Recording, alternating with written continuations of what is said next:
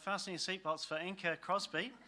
She volunteers her time promoting awareness for all this stuff, and she's really full bottle with all this stuff, so you'll be really enthused when you hear Enca's presentation.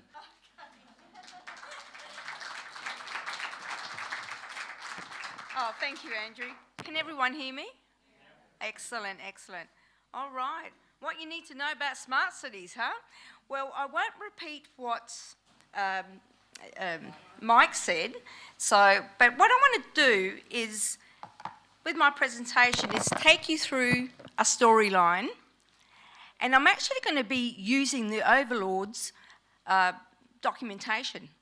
So I'm using their own information to expose them. Okay.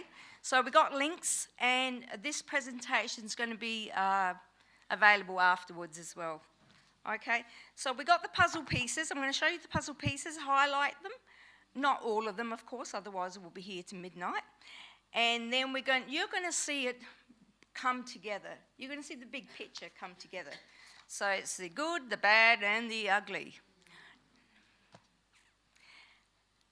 Okay, so by the end of my presentation, this is what I'd like for it to happen, is you need to know what is a smart city, where are we headed, why is this happening, the global, national, the push, what's the current state of play in Australia and also in South Australia, what does this mean for your future? And we've all sort of touched on that already, so I won't repeat everything, and what you can do at your local levels. All right, so I want to start with definitions of smart cities, because someone asked me, what's a smart city? I'll say, how long is a piece of string? Because it can be anything. And so it's whatever the city wants it to be. But of course, it uses technology. I want to sort of focus on the last one, because this was actually, I took this out of a presentation to the Local Government Association back in 2017. So the Smart Cities Council, the universities, big business, they're all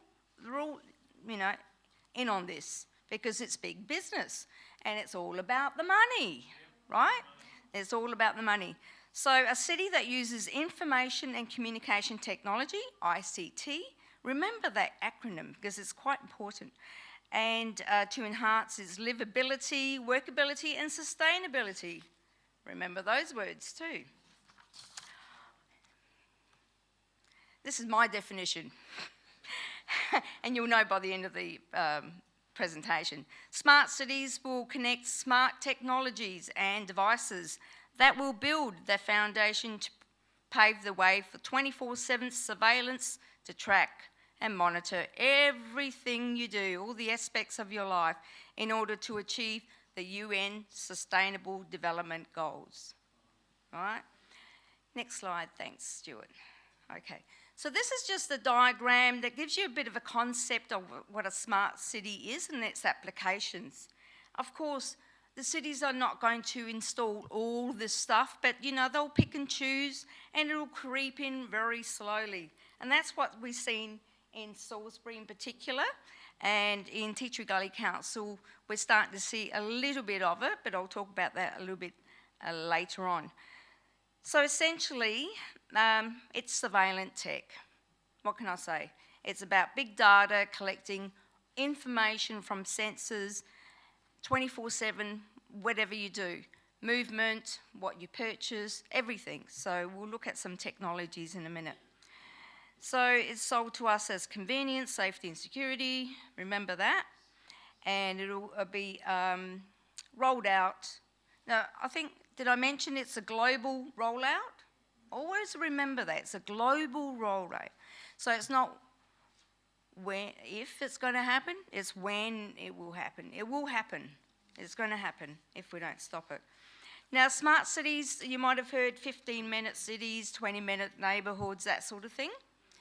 It's all the same thing, same horse, different jockey, really. It uses technology to run the city, and at the end of the game, the end game is centralised control. So it can be So here's some other examples of what they're called. 15-minute cities, 20-minute neighbourhoods. Tri-Cities is in the Netherlands. Clara Rail. Who's heard of the Clara Rail in New South Wales? Yep. Okay. The 6 mega cities. You know? Okay, so it's a bit, they're going to sell it to us as convenience and stuff like that. All right, next slide, thank you. SMART stands for Self-Monitoring, Analysis and Reporting Technology. Surveillance. Next slide, please.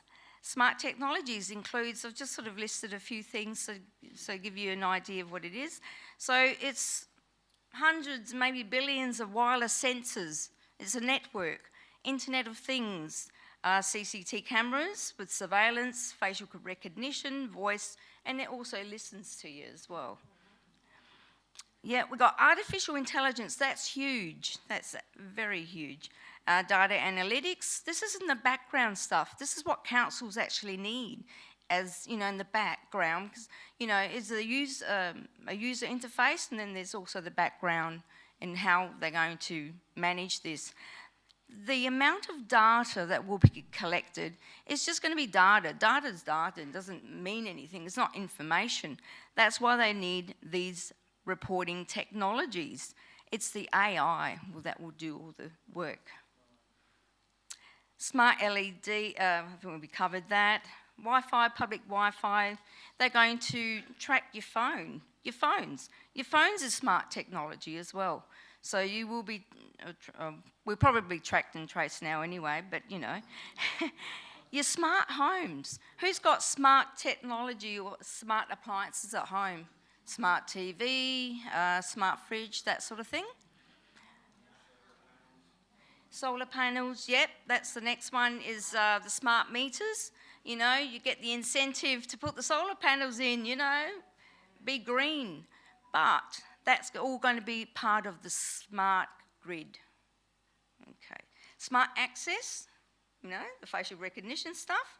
I have seen that word in some of the council's papers. I think it was Salisbury, of course. Smart financial technologies, well, we know why they need that. Smart poles, and also the electric vehicles come into it as well. All right, next slide, thank you. Right, 5G. 5G plays a major role in this. Okay, so I just want to draw your attention that in 2019, there was a parliamentary inquiry into 5G. Who remembers that? One hand over there. And who put in a submission? Okay, so there were over 500 submissions for this parliamentary inquiry. Most of them were against the 5G rollout. Of course, industry wanted it. So at the end and the conclusion of the parliamentary inquiry, this document here is called the Next Gen Future, actually spells out, basically 5G was to do with smart cities. They can't do it without the smart 5G technologies. So as you can see, there's a couple of quotes there, and you can read that at your leisure. But it does mention in 2019, it's basically saying that it was, you know, especially for local governments, would also have the chance to leverage 5G networks to create smart cities and smart regions, applying the Internet of Things. They told us then. So it's nothing new. Smart cities is nothing new. They just keep changing the name. And also recommendation 14, where the carriers, which is the telecommunication companies, and I've got some evidence in regards to, you know, they were there at local government meetings and those sorts of things, is to, this campaign should include elements to lift 5G awareness within local government, and that's what's happened. Does anybody remember when 5G was first announced by Tom Wheeler, the chairman of the FCC in the US? Yes, 5G will connect the internet of everything, he says. If something can be connected, it will be connected in a 5G world. But with prediction of hundreds of billions of microchip-enabled products, from pill bottles to plant waterers. You can be sure of anything. I can't read, hang on. One thing, the biggest Internet of Things has yet to be imagined. So, you know, he was telling us back then, and he was like, they will not wait for the standards. I mean, currently in Australia, the electromagnetic radiation standards does not protect us. A bit like the science, all political science, and don't listen to all the scientists.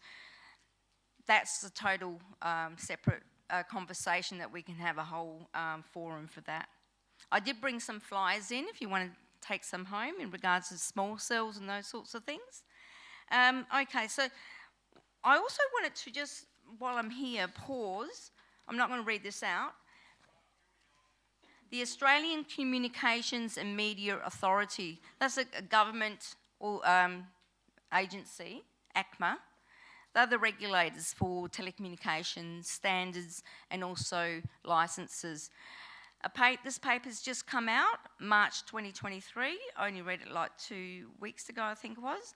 Terahertz, use cases. Terahertz is, they're looking at terahertz. That's huge. That's beyond millimetre waves. Okay, so there's a paper there. If anybody wants to have a read, they can. It talks about 6G, talks about microchipping, talks about holograms. It talks about injectables, you know, things like that. This is a government document, so it's an information paper. I mean, this is where it starts. At the moment, no terahertz are being used except for scientific licenses and maybe satellites, military user. So it's a weapon. It is a weapon. It can be used as a weapon. All right, next slide, thank you. All right, so we're going to start here. Mike's done a great job in regards to exposing the ones above that, but my story I want to start here with these areas here. So we got the World Economic Forum, United Nations. So everyone knows that there's 194 countries as members of the United Nations. That includes Australia. All right. So it's basically this agenda is from the top down, pushed down. And because it didn't work the first couple of times, it's going to also be pushed from the ground up. So we're the meat in the sandwich, and that's why we need to know this stuff. So this is all the stuff that I'm reading now. It's got links to it. I'm not making this stuff up. This is all their information. So let's thank them for that. So why is this happening? Why are we here? Okay, so we touched on Agenda 21. We saw that great video. Now, did you know that the precursor to Agenda 21 was the Global Biodiversity Assessment? Same types of players. Remember the word biodiversity. Just let's put a pin in that for a moment. Okay. Has everyone heard of Agenda 2030? All right. Essentially, that's the Sustainable Development Goals. All right. And then we got the World Health Organization, and that's they brought out a document called Healthy Cities. All right. The World Economic Forum, I'm going to call them the WEF. Okay, so it's just a lot easier to say. So when I say WEF, that's who I mean. All right, so there's funded by 1,000 member companies. It's all about the companies, okay? So I think it was in 2019, perhaps, the UN and the WEF signed a strategic partnership, essentially passing the delegation on to WEF to push all the agendas. And they got, I think it's, I guess, important to say as well that the reason why it didn't work the first time is because they were expecting governments to push this. But now they've got the private sector in here, big business, big banks, big everything in regards to pushing this. So they've got the public-private partnerships that make everything work. Alrighty, so just the next slide, thank you. Right, has everyone seen this before? Yeah. Okay, so essentially 2030 agenda for sustainable development, transforming our world. Alrighty, so I'm going to actually drill into two. I'm not going to speak about all of them tonight because we'll be here all the time. But in regards to smart cities, I'm going to drill into 11 and also 13. So 11 and 13. And I think the more you learn about these SDGs, the more you can conclude of what's going on. We need to really invest our time in really understanding what they're saying. I mean, they'll use glossy terms, but use your discernment in regards to what this means. Bring it all together, because they love to work in silos. They're working in silos here. Yeah. Alrighty, so let's move into the next slide, which is SDG number 11. Sustainable cities and communities. This is where smart cities fits in. They make it sound all nice and inviting. Did you know they call them human settlements? That's disturbing. I find that disturbing. I don't know about you, but if you read it, they use the words human settlements. All right? Oh, what does that mean? Let's just move on to the next slide, because I just like to move things forward quickly. So yes, fasten your seatbelts. Climate change, 13. I've highlighted a little portion here where it says these changes also provide huge opportunities to modernise our infrastructure.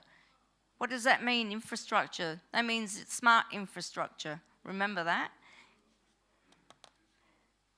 Yeah, it's all about the climate emergency. I mean, there's enough science out there to debunk what they're saying, and I think we need to probably discuss that a little bit more at another time. So climate action, remember 2030 is their deadline. That's their deadline. This is their deadline, right? And the UN, they've put up, about 10 different actions to preserve the livable climate. So it's all like, the sky is falling. And they've been saying that for years, decades. Decades. It's just ridiculous. So they want to, reduce the average emissions per person to drop it down to 2 to 2.5 tonnes of CO2 equivalent. And make sure that the temperature doesn't rise by 1.5 degrees Celsius. This is in line with the Paris Agreement. I'm only repeating what I'm reading. This is what they're basing it on. All right, next, thanks, Stuart. Okay, so you've heard this term, the fourth industrial revolution. I can't do a German accent. So what does that mean? It means that they're going to digitize everything. The transformation, everything will be the smart grid. So digitalisation, it's all about data collection, everything you do, your movement, your purchasing, consumption, what you say on social media. It's true as well. I forgot to actually mention, there is, when you look at that chart of the SDGs, 17 of them, that can be also organised into 3 categories: environment, social and governance, because it's going to affect industry as well and businesses. It's not just individuals, it's everybody, even councils. They're starting with themselves. All right? So they're starting with councils themselves and the government, because they have to lead by example. Then businesses, that's already happening with the carbon credits and that for businesses. But I'm not going to sort of dive deep into that, because that's a really big subject. All right, so I think I'll move on to the next slide now, thank you. What I want to do now is just demonstrate that there's hundreds of groups, mayor groups and that sort of thing. This one here is the G20, Global Smart City Alliance. All right, so what they are is the G20, I'll just call them, influences international policies for smart cities. This group is linked to the WEF. All right, so let's see who they are. Next slide, thank you. All right, established in June 2019, G20 unites local and national governments, private sector partnerships, yada yada, city residents. You know, it's all to do with they're the ones influencing policy, and that's the policies that we'll see in our councils. If you look at that little map, if you can see that, the G20 includes Australia. You can read all this at your leisure, because I'm going to, Andrew will send out my presentation with the links. Next slide, thank you.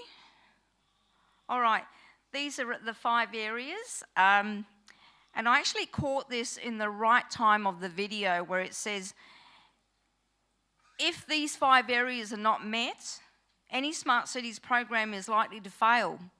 Well, there we go. Yeah, so basically it's the same sort of information and the same words: equity, inclusive, social impact, that sort of thing, that sort of thing.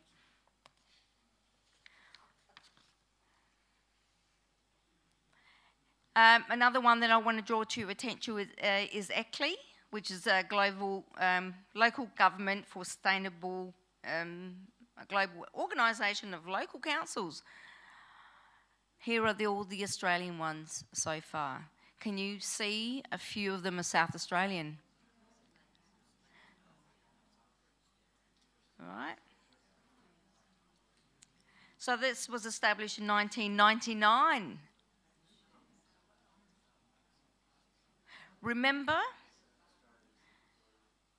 it's all about sustainability in the environment and everything else, but that is the key driver in regards to smart cities.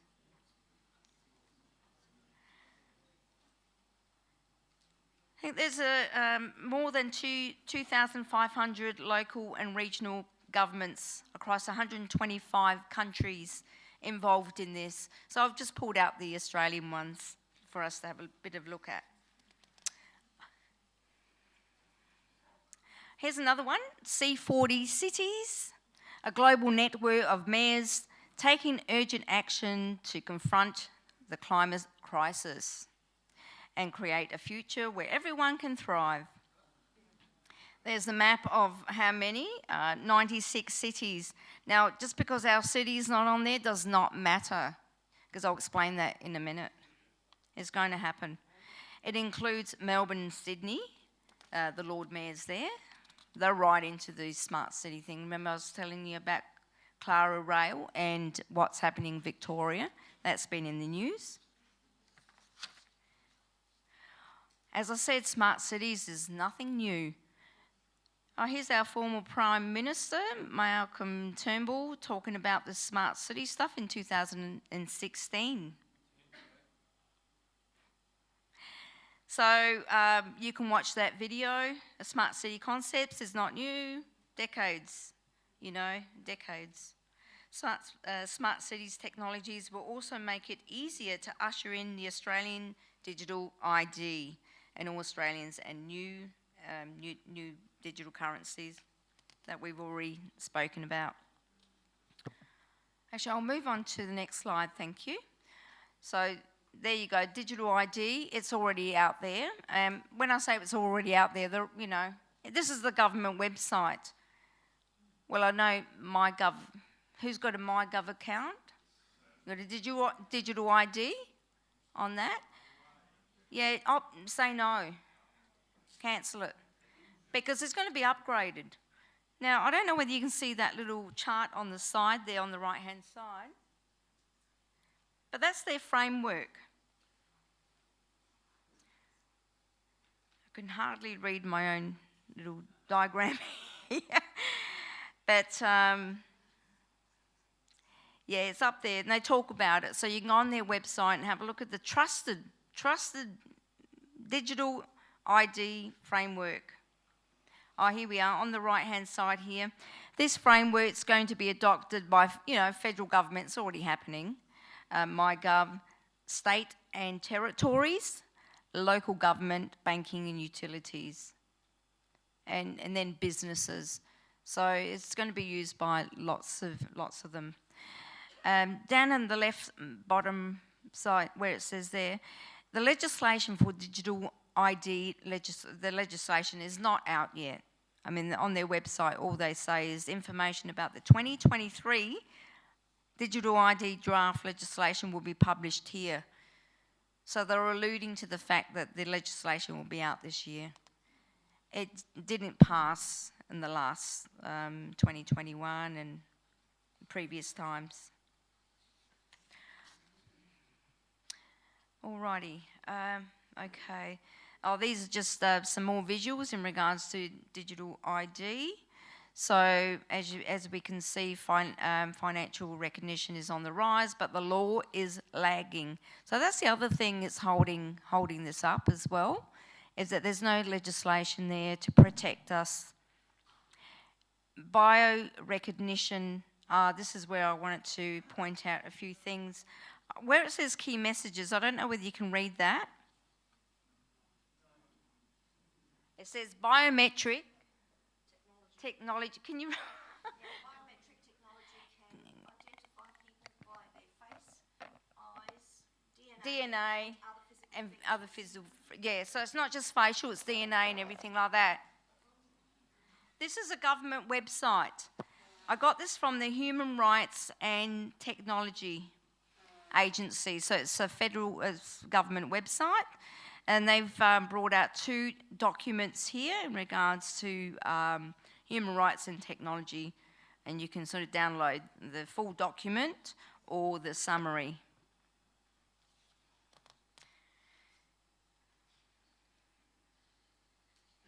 Alrighty, next, thank you. I thought it was a good idea to bring in what are the insurance companies saying about smart technology? Well, they're actually saying a lot. So insurance companies are predicting increases in data breaches in 2023. Of course, and beyond. Smart cities technology is a cyber risk. It's increasing. Not many businesses and governments are ready. Insurance cost is increasing. And I don't think many businesses and probably government have cyber security covered in their policies. I mean, just in the last 6 months, there were some horrendous data breaches. I mean, who got caught up in that? Yeah. So what I would like to do is, just to let you know, I did attend a webinar recently, and it was hosted by an insurance company, and it was to do with navigating the cyber landscape, top risk predictions for Australian businesses. It was actually, it was quite boring and dry and everything, but it was quite eye-opening as well, because they did have an expert, and this is the person, Michael Brunmer, Vice President of Experian Data Breach Solutions. So this is a report that you can download and read it yourself. At the webinar, I did pose a question in the chat, but essentially I asked the question about smart cities and smart cities technology and whether they would see an increase in cyber attacks. So that's an expert saying that, not me. And that basically the cyber criminals is licking their chops. All right, I think we talked about this. I just wanted to add in regards to the digital, central bank digital currency, ANZ has now also joined. There's about 14 projects out there. It's worldwide. I mean, a lot of them are doing it, testing out their pilots, their solutions, see which one is the best, because it's going to be centralised, it's going to be managed and controlled from the top.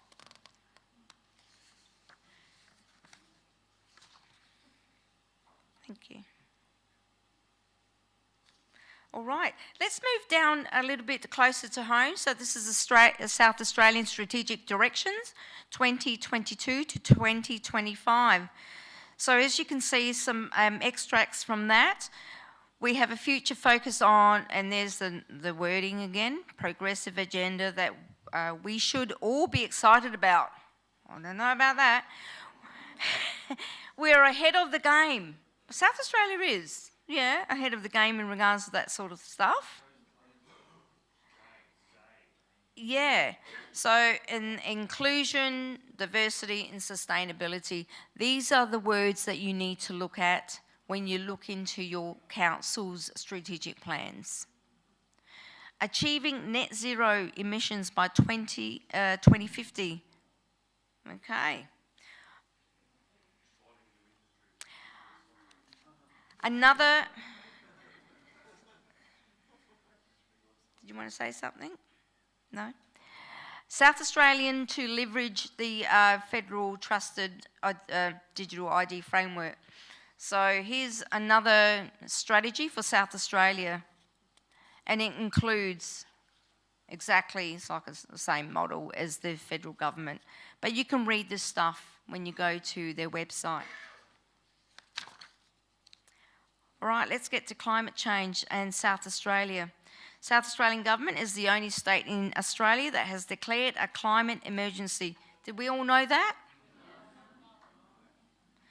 A few yeses, a few noes, so about 50-50. Also, some councils have already declared their own climate emergency as well at a local level. Did you know that? Yeah, they're there, whoever said that. Okay, a couple of councils, yeah, I've said that. So basically, I'm not going to say too much more about this because I know Matilda's got heaps of information about that. But they are really, what I've noticed, because I've been deep diving into this stuff, not just the global agenda, but also at the national and state and council level. You know, I helped Matilda with the Salisbury stuff, looked at this Teacher Gully stuff, and it's been fast-tracked. Very fast-tracked. Very, very fast-tracked.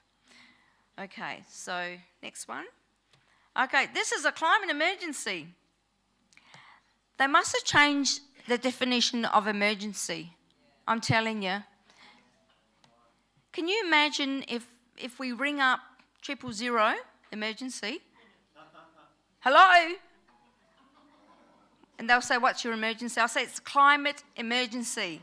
Climate. Can you come out here? Do you think anyone's going to come out? No. Can you do that, please?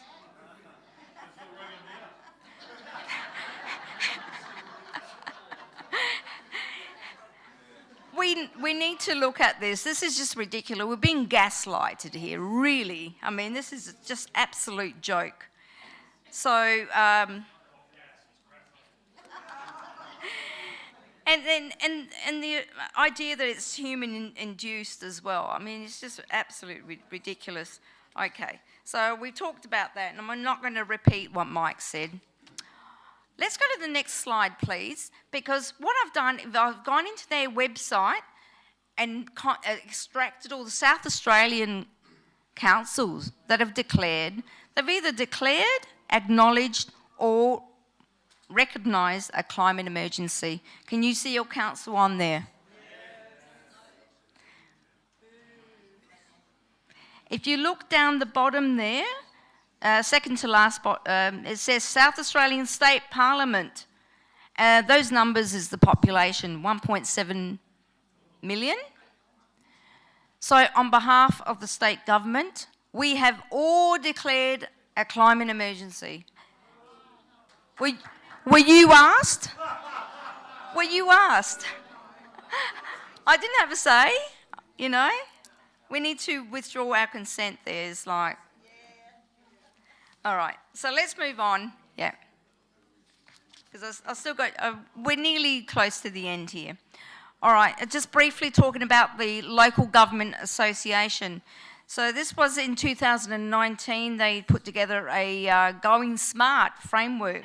This is the Smart Cities framework for Metro Adelaide. All the councils sort of voted on this and it was passed.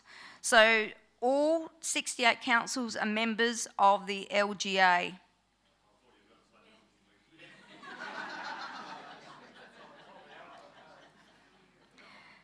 All right, so basically, some people might know this, some people may not know this, is that each state has its own LGA, right? And then there's a overarching one, the Australian Local Government Association. So it's like a federation. So they're all collaborating and speaking with each other. Some councils are more, pushy than others. All right, so there's a few policies.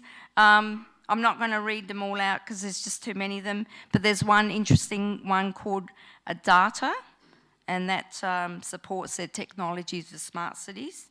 And the other one is managing the risk of climate change. All right. As a side note, LGA, they meet regularly. Their next meeting's on the 14th of April, not 10 days' time, 11 days' time.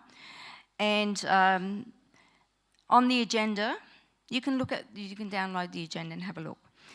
They're going to introduce a motion that requests that the LGA recognise the climate crisis and declares a climate and biodiversity emergency. They're actually adding the word biodiversity. All life forms, that means us too. Yeah. So see how they're aligning it with the UN agenda, SDGs. Next slide, please. Thank you. All right, I'm almost done. This quote that I found in one of the presentations that was presented to the LGA, this is all on the website. Sustainability is the outcome. Smart cities is the accelerator. That to me says it all. That says it all. All right. Okay, now we're sort of moving into scary territory now. Nothing you already know, but this is in black and white, and this is official documentation. Okay, so remember I told you about the C40 cities, C40s, and all the mayors grouped together? Right. They're about the climate emergency and that sort of stuff, but we know that the climate emergency and the smart cities are joint together. So this is what this report, I just want to briefly just point out and highlight a few areas. So this was brought out in June 2019. Everything happened just prior to the pandemic. Even the rollout of the 5G towers and everything. All before. Thanks, Stuart. All right, so I'm just pulled out some screenshots from the report. It's his huge report. So reducing the climate impact of urban consumption. This is where we come in. All right, so they're looking at, the green agenda, that sort of thing.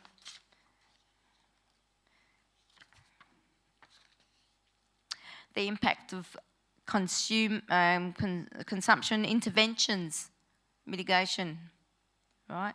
There are 6 areas: food, building and infrastructure, clothing, textiles, private transport, aviation and electronics and appliances. So we'll move to the next slide.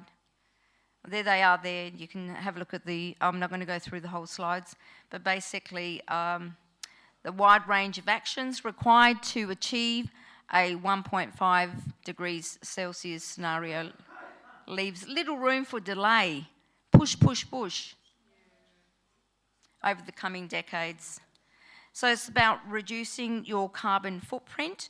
One of the earlier videos talked about the calculator and that sort of thing, and it's going to be linked to the digital ID and the digital currency and that sort of thing.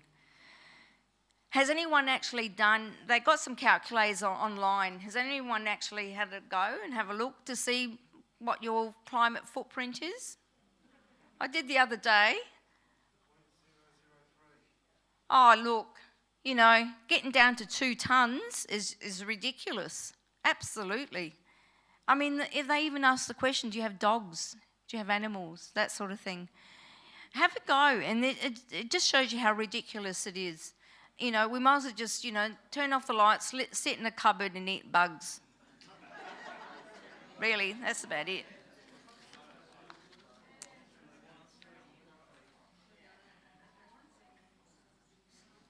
All right, so just moving quickly, I'm just going to read out a few of these. So there's a couple of charts there. The first one's about food. So it's actually telling us, the first column is their progressive target. This is 2030. And ambitious target is the one at the end, by 2030. So meat consumption, 16 kilos per year per person. Or ambition, 0. You can't have no meat for you. There goes the Aussie barbecue. But, you know, yum, yum, yum, they're actually making synthetic foods grown in labs. It was on the news just yesterday, I think. But you can go and look at this stuff as well. Dairy, you know, ambitious target, no dairy, no cheese, no milks, that sort of stuff. And 2,500 calories per person per day. Just quickly over to the clothing area. 3 new clothing items per person per year, ambitious target. There goes my retail therapy. That's just, if this doesn't sort of make you look and think, what? Ridiculous. Here it is in black and white. Thanks, guys. So private vehicles. Okay, reduce ownership. 190 vehicles shared between 1,000 people. You know, we're going lease, they want us to go leasing.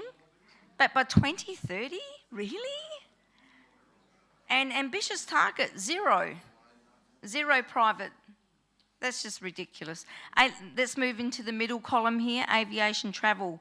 You know, if you like going to holidays.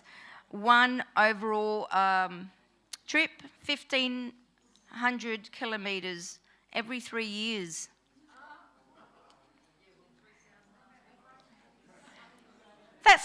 I think that's return as well. So, are we allowed to go by ship?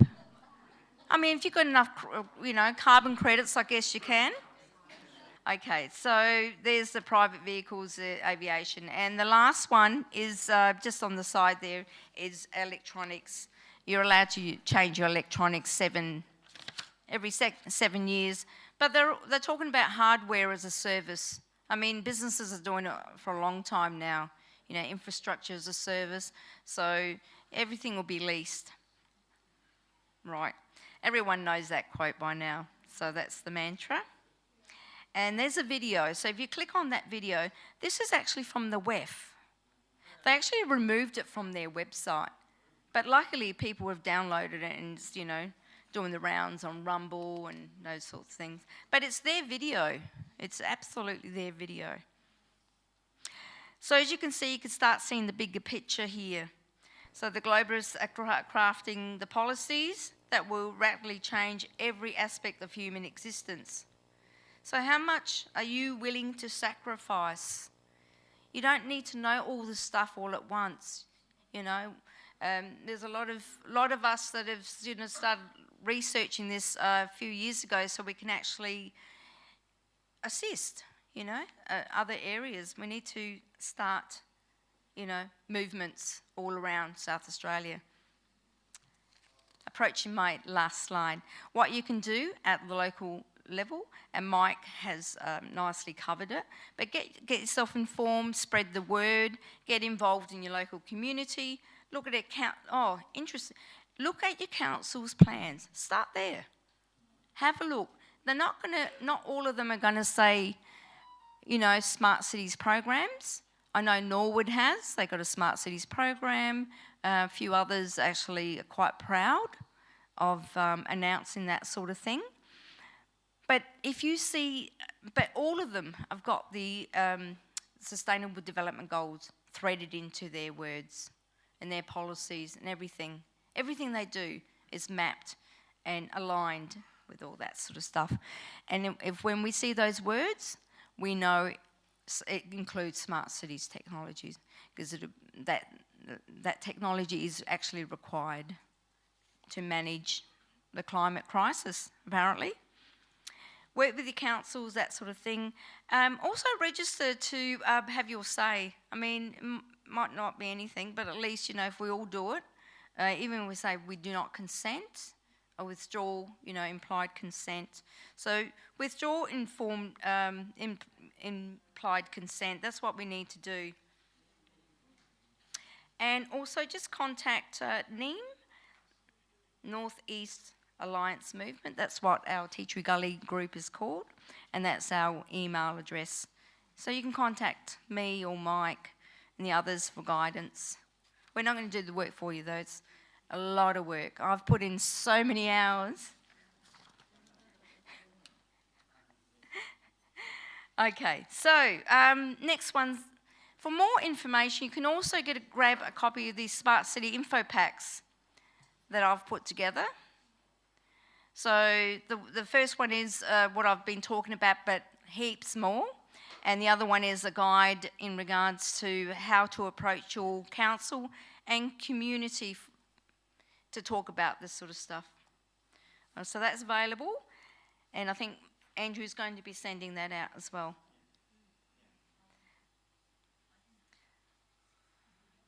Convenient, but not so smart, hey? Can everyone see that? Is this how we want to end up? No. And just the final slide, I'll leave you with this. There's a few people get that because, Little Britain. Is this our future? If we, if we refuse a thing, if we refuse, digital ID and not comply and all that sort of stuff, computer's going to say, computer says no. But nowadays it'll be AI that says no. So we need to say no first before before it comes in. So thank you for your attention.